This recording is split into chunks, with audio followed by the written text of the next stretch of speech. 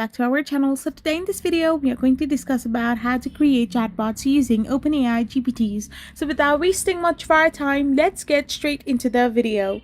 So if you want to create chatbots using OpenAI GPTs, all you can do is simply use a no-code custom GPT. This is one of the most simplest and easiest ways that is recommended for most users.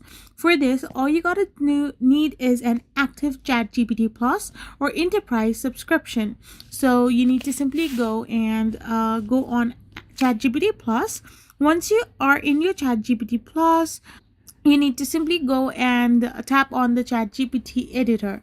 Once you have logged in and navigated to the editor section, you need to use the create tab, and after doing this you need to simply provide instructions. You need to tell the builder what you want and what your chatbot should do, and you need to let it configure it.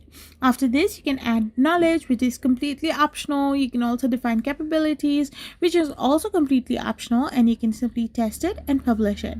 So this way you can simply create your chatbots using OpenAI GPTs. I hope you found this video helpful, so don't forget to hit that subscribe button and do give us a thumbs up. We will be back again with more informative videos. Thank you for watching.